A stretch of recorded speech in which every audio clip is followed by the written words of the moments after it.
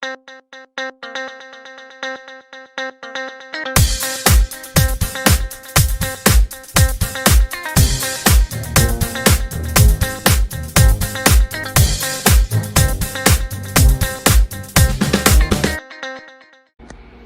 guys, welcome back to the Jay and Mark Show. I'm Jay Felice. And I'm Mr. Mark Black. And on this episode, we're giving you some more updates on all the things that we've already covered.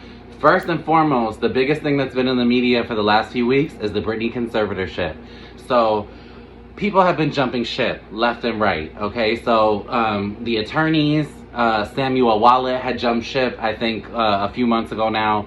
The other attorney that was collecting like $10,000 a week resigned. Larry Rudolph, who was Britney's music manager, has officially resigned. And the biggest tea from that we found out was in his statement, he said Britney is planning to officially retire from music. Yes. So Britney personally sought out Larry Randolph like about 13 years ago. Yeah. And he wanted to work with her because he was like, this is an artist that can beat the times. She can definitely work with what she has, you know? And he was down for it. But now with everything that's going on, it's kind of like, go Britney. Well played. Well played, girl. Well played. And I'm hoping that,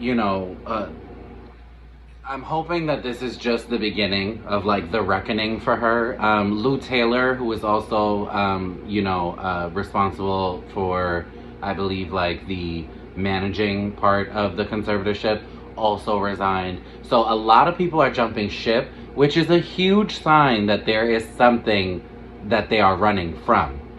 So, let's just pray that these courts, these systems get in tow and back her. There was also a Congress member who penned an open letter directly to Britney inviting her to come speak before Congress and basically, explain her case.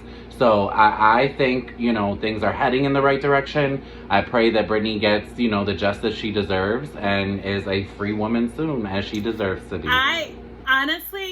I think the only way, and this is just my personal opinion, I'm not a doctor, I'm not certified at anything, except Serve Safe, but that's another story.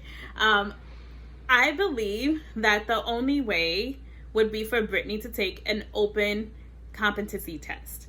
Like an open intelligence test. And like, because I feel like I know what you're saying, but I also think that because if they can uncover that this was literally orchestrated, I think she has a chance of getting around that. Because if they can figure out, like I said, the way people are running from this, the way people are like pointing the finger left and right to everybody else, I think there's a big stink bomb somewhere that's waiting to be uncovered, and when it blows up, honey, everybody is gonna get covered in that stink.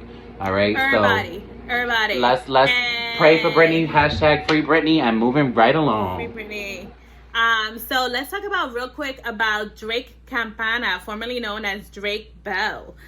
So it turns out all of a sudden he has a whole family. Like he's married, he has a kid. Like what? Let me tell you one thing, and this is not to sound supportive or like positive about this man, because according to what he has pled guilty to, he's gross.